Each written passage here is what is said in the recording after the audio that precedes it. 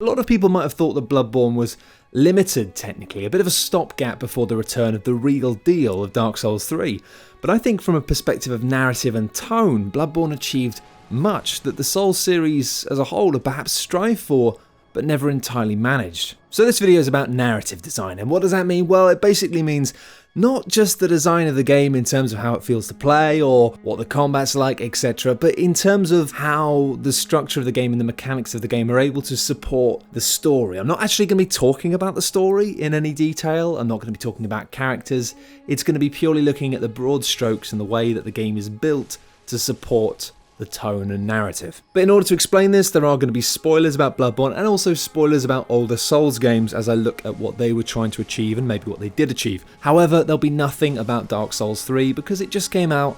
Come on. So first of all, let's swing right the way back to Demon's Souls and look at the structure of that. Got these big stones, each stone takes you to a different place with a different cool story. Having each of these little worlds and stories sort of contained as these little individual segments was nice because A, it meant it was easier to follow the general themes of the little narrative bits going on in each area, and also it gave you a sense of real progress, a sense of relief. It allowed each section to ratchet up the intensity until the end. When you'd done it, you killed the last boss, you were done with this bit, you didn't have to come back here. Now Demon's Souls was great, but Dark Souls was the game I feel that really nailed it by giving you this one cohesive world, this feeling of relief that you got from the completion of an area in Demon's Souls was gone. In Dark Souls, you just pushed on and on, deeper into this heavy, oppressive world. And I think the genius of Dark Souls, really, in terms of its narrative tone, hasn't been repeated. You know, the relief in that game came from the journey back to the surface. You couldn't just teleport between fires, you got down to the depths of the earth, and then you had to come back up. And the tension of that, and that journey back to a place where you felt safe. This mechanic led to the game's greatest piece of narrative design, the journey to return back to the Firelink Shrine to find that the only place where you ever felt safe had been spoiled while you were gone. This area which seemed untouchable wasn't. An absolutely horrifying, shattering moment, which I think for a lot of people define their experience with the game. A reminder that everything is getting worse. Because ostensibly that's what the story of Dark Souls was, you know? You're an inexplicably undead dude, you need to go ring some bells, and then something will happen, and then you light a fire so that the world carries on, or gets better, or possibly worse. I mean, before you flip, I do know the story of Dark Souls, right? I read all the lore, I've watched all the videos about it, and there's some lovely stuff in there, but when you're actually playing it for the first time, it's a big bloody question mark. You don't know what's going on, but you also don't really need to. You're pushing into the unknown for unknown reasons, and that's an exciting enough of a motivation, especially in a world that's so rich and varied and wonderfully strange. It's okay just to keep going, so you can see what's next. And the stories that you can glean from characters you meet throughout the game largely don't relate to the overarching story. Their simple, often crushingly sad stories mirror the tone and themes of the game, adding weight to the world, but leaving you pushing on without any clear knowledge of what you're actually doing. Confusion is such a brave base layer for any canvas, and it wasn't surprising to see Dark Souls 2 attempting to subvert with a far clearer sense of being given direction initially in the game, only for the confusion to set in later in the game when it turned out that everything wasn't quite as it seemed. Still, with Dark Souls 2, in terms of actually piecing together a story, you had to be very generous when it came to plugging the gaps with your imagination.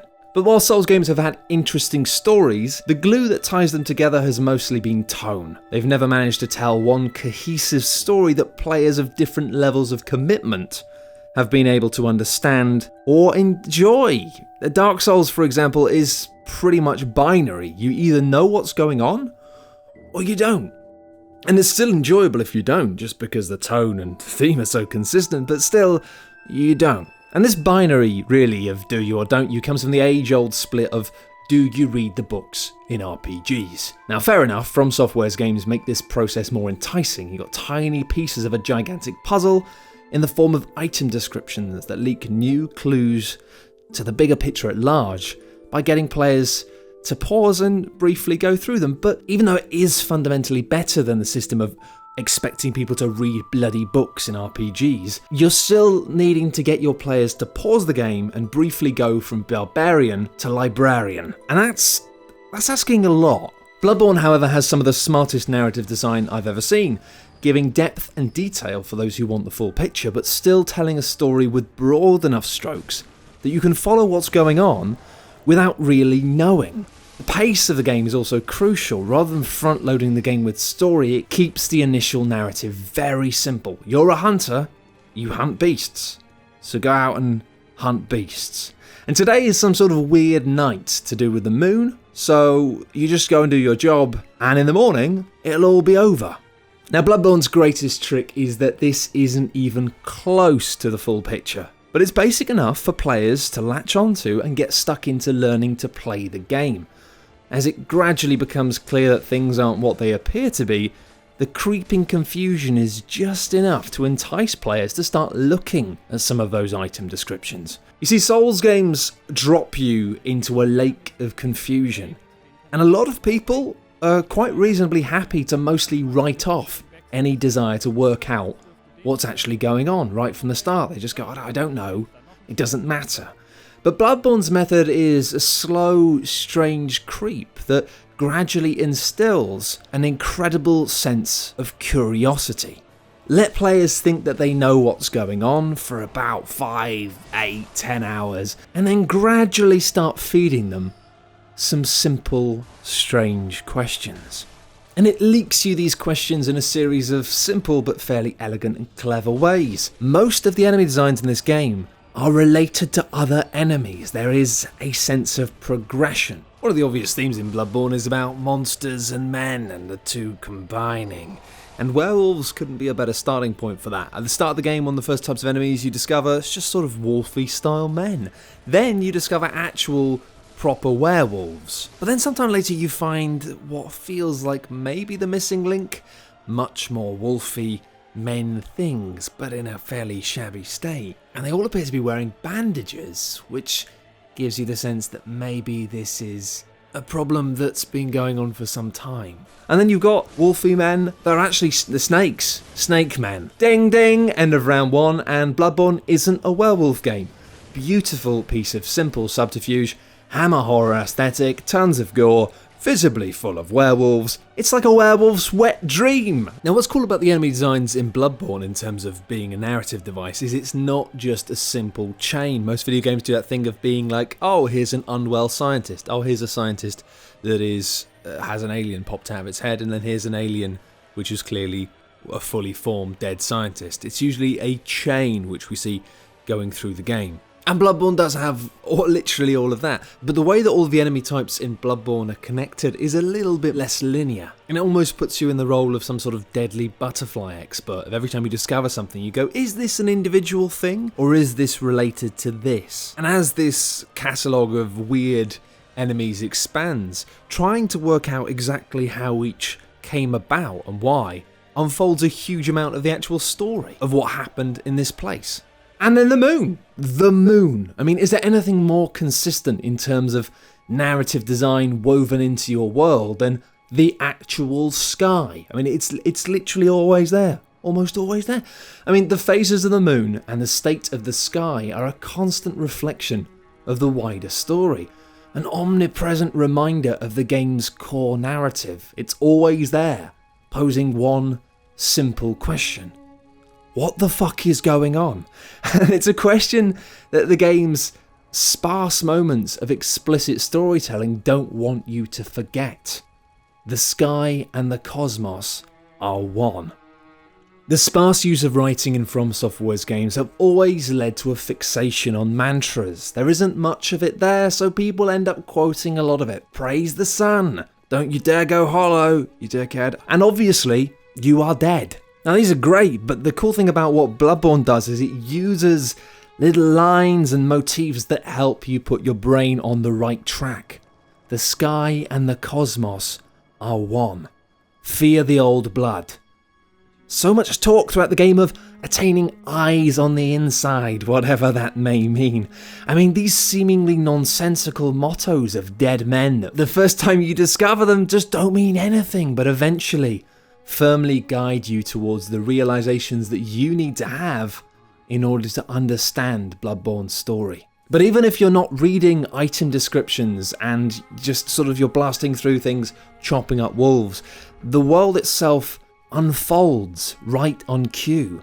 Discovering a new place is always exciting because the geography of Bloodborne is tied so heavily to the story. A lot of the locations you discover have already been foreshadowed, with players relishing the chance to find new clues. This tight cohesion is so important. These places link together in a way that makes sense, helping you piece together what the hell went on in this broken former society. It's strangely like BioShock reimagined as an interactive museum rather than a roller coaster. You explore and peruse and move around as you will. Anyway, there's an interesting parallel between Souls games and BioShock. Both use mechanics that see you pass through the same areas multiple times, and in both cases, because hey, you died, but in both cases this death doesn't roll back the overall game state. Two very different games, but you still got this premise where it's sort of okay to keep going through the same places over and over again sometimes. Largely, single player games are designed as roller coasters that players trundle through at a reasonably consistent pace. If you aren't sure that players are going to hang around in this area,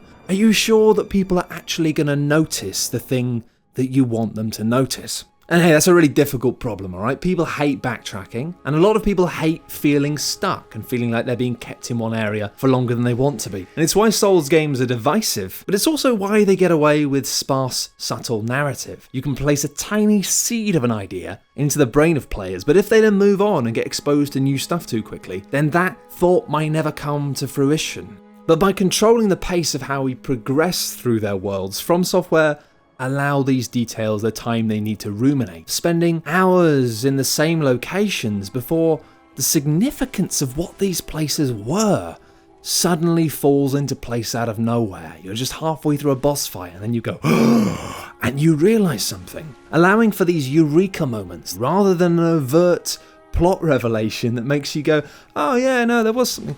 Yeah, there was something about it earlier, wasn't there? So I think that's interesting. If you know a player is going to walk down the same street about 10-15 times, then you can put tiny things there and hope that they will notice them. You can't get away with that in normal games. And it's why often I see people talking about Souls games and saying, oh, it'd be great if they were easier so I could just enjoy the story. And it's like, you know what? If they were easier, then you wouldn't notice the story, or you wouldn't think about the story. And you get to the end of it really quickly and you just go, I've got no idea what that was about. And even the classic titles of areas that pop up when you go into a new area in Souls games are used to such better effect in Bloodborne. Discovering the words Old Yharnam appearing on your screen is a major plot reveal in itself, and something as innocuous as the upper cathedral ward might not set off any alarm bells if it wasn't so carefully locked up and hidden away from prying eyes. Now, Souls games have always done a great job of hiding secrets, elusive walls, strange NPC quest chains that you really have to look on the internet to work out what the fuck is that, how do I... But your role in these worlds has always felt like a post-apocalyptic explorer. Everything in this derelict and abandoned world felt like an unknown. Everything's just weird. But this simple repetition of ideas and themes in Bloodborne made the world feel more consistent. And it meant that this consistency allowed for things to be immediately notable when something was weird. One of my favourite places in Dark Souls was Londo, a bright golden city built upon lies. But Bloodborne's secrets are less opaque. Careful use of geography and an aversion towards being flippant about the overarching themes meant that when you stumbled upon something that was meant to be a secret, a clear message was transmitted straight to the base of your stomach. While the mad variety of Dark Souls is one of my favourite aspects of the series, and I wouldn't change that for the world, it made it harder to naturally place significance on yet another weird boss. Bloodborne's enemy designs and boss designs are largely conservative and careful, direct reflections of the ideals or the fates of the factions that tried and failed to control this world. And the lack of drastic shifts throughout the game means that subtle changes to the environments or the enemies are things that you can really soak up and place stock in. And when you do have these big, dramatic, strange shifts, they come as genuinely shocking. And by allowing the designs of the world to be fairly consistent and careful they're allowed to go a little bit wilder with the actual narrative themes. In this regard, Bloodborne is almost like a mirror image of Dark Souls. In Dark Souls, we had a relatively limited number of narrative themes being supported by a vast, spiralling, creative web of interesting, strange stuff. Whereas in Bloodborne, we have this much more focused, controlled set of environments and enemies that all directly contribute towards a much more complicated and diverse set of themes. I think it's quite interesting if you look at the functions of characters in both Dark Souls and Bloodborne. What was clever about Dark Souls was it put you at the arse end of the world, but it made you feel like there was a world outside of this with these characters, these people who come here, these strange knights with different suits of armour and tales of foreign-sounding lands. And that was a beautiful double whammy because it meant that A, it gave you the sense that there was a bigger, wider world outside of just this place that you could currently see, but also it enhanced that sense of loneliness, that you were just yet another solitary outcast, wandering around, lost, detached. But what Bloodborne attempted was more ambitious, and I think it deserves to be given credit, because Bloodborne was just a tale of one place, this place, and every character gives you a small story that helps you build up that one bigger picture. And that's got to be applauded because Yharnam is the place that you are in. I'm in no way slagging it off, but when you have something like Dark Souls, which basically just shows you one or two characters and says, yeah, these are guys from Kareem, use your imagination to mostly work out what Kareem was like. In terms of narrative chops, it's not exactly putting yourself out there in the same way that Bloodborne did with the story it wanted to tell about Yharnam. An element that's dabbled with in the main game but really finessed in the Old Hunters is the idea of nightmares in Bloodborne, and the way these are used is very cool in the DLC, because rather than just doing the traditional dream thing of just reenacting moments from the past, Bloodborne uses nightmares as a way of mishmashing ideas. Are these representations of things, or are these actual things that did exist? I won't go into detail because there's tons to pick through, but the great thing about the Old Hunters DLC is that it uses this nightmare as a method of abstract storytelling, going through a lot of the past and the characters of Bloodborne and telling a story of what really happened, albeit doing it in reverse, interestingly, going from more recent events right back to the genesis of where things started, but also using storytelling techniques based on abstract symbolism, very subtle hints about things, and also using the strangeness of dreams to be an unreliable narrator, changing details to make them fit thematically, and leaving you wondering what's real and what's not. The last boss in the Old Hunters, for example, is represented as a humanoid with a lot of behaviours of a hunter. Now, I don't think this is representative at all of the reality, but in terms of symbolism, it's pretty strong stuff. If you're interested more in this, then come back and watch the finale of my Bloodborne Diaries, which is going to be the DLC stuff. That's going to be coming in a few weeks, maybe a month. So you've got the story of the city told to you through environment design, then with enemy design you have the story of the factions of the people. And in the process of trying to understand all of these enemies and how they came to be and where they all came from and what the genealogy of it all is, you're then directly taken to the factions. And then these three factors just all loop together. The enemies are a reflection of the factions, the architecture, the story of the factions helps us to understand why the city came to be, why the city exploded and grew and then seemingly just collapsed. And with these three factors being implicitly shown to us throughout the game, we then have a bit of room for explicit storytelling using actual characters. And the characters we meet throughout the game and the characters we see the fates of and the people we see in strange dreamlike cutscenes all help us to understand why these things happen, how these factions came to be, how Yharnam got itself into this mess.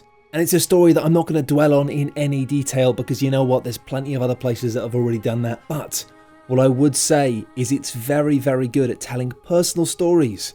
Stories of love and greed and grief, whilst also wrestling with some much more complicated and often quite frightening themes. You've got high concept stuff like dualism, the pursuit of power through the body or the mind, but also less cerebral stuff that aims more for the gut.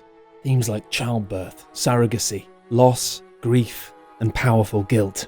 Anyway, games, I feel, really explode into life when you manage to craft a narrative where the player's knowledge and the player's motivations match that of the character that they're playing. And Bloodborne manages this parity throughout, with an engine fueled by bloodlust and curiosity, the two defining factors that got this world into such a mess, and also the two things that really define the journey of a hunter.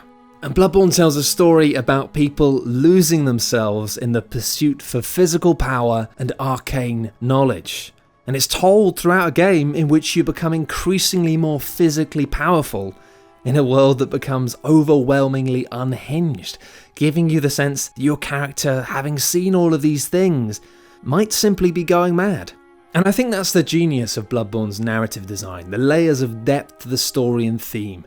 And you dig down there, and there is a rich trifle of stuff to absorb and think about. Get that spoon right down to the bottom, it's really good.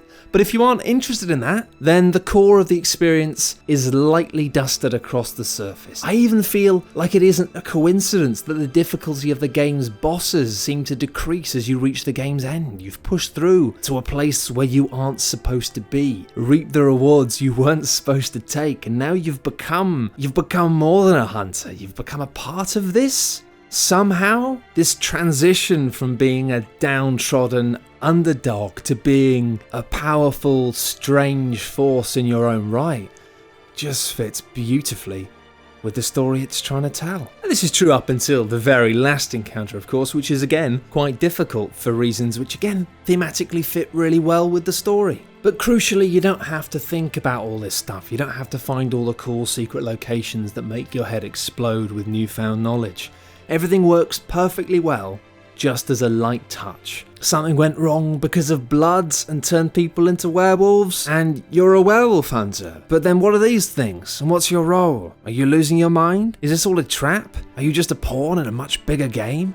And while all these questions do have answers, it's also entirely reasonable to settle on the conclusion that everything that's happening is just probably being controlled by these great ones who are strange, terrifying, and perhaps just fundamentally unknowable. But the kicker is, and this is so important, coming to the conclusion in a game that I don't have any fucking idea what's going on would not be satisfying at all if not for the game's excellent narrative design. The weight and consistency that ties the world together in Bloodborne means that even though you don't know what the hell is going on, that is still an enjoyable state to be in. It's a reflection of the confusion and paranoia and spiraling, unsettled nature of the game's world that makes it thrive. And at any point, if that stuff had just not been right throughout, if that consistency and that narrative design had not been just right throughout, at any point could you just stop and look at it and go, well, this is just bollocks. But it isn't bollocks. And I think whilst I love the Souls games and I love their variety and I love their consistency of tone, Bloodborne is a game that takes and uses the same elements as Dark Souls, but uses those techniques with so much more focus. And while many simply saw that as being a lack of variety, I honestly believe that it was this focus and this consistency that created a narrative that was easier to engage with and easier to enjoy on a much wider variety of levels. But hey, Bloodborne, Dark Souls, both amazing games. Apart from Dark Souls 2, which I didn't really like that much. If you'd like to see why I didn't like Dark Souls 2 that much, there's a video you can click on here. And if you'd like to see my Bloodborne Diaries, which is me doing a kind of condensed let's play of the whole experience into small episode chunks. I also made a stupid thing about a coconut and something that's to do with Banjo-Kazooie. I don't really know what I was thinking there, but sure, go and watch those as well. And if you're watching this on coolghost.net, then don't worry, of course, I will have links to all of these things on that page as well. Thank you very much for watching, and goodbye. Thank you so much for sticking with this rather long video. It was a huge amount of work and I really put a lot of love into it. If you've enjoyed this video, then why not let us know? You can pop over to coolghost.net. There will be a link in the description that will take you straight to the page. And finally, just a reminder that Cool Ghosts is entirely crowdfunded. No advertisements, no sponsorship, none of that guff. So thank you so much to the people who've supported us and supported our work for making big, strange videos like this happen. You're the best. Have a lovely day. Bye.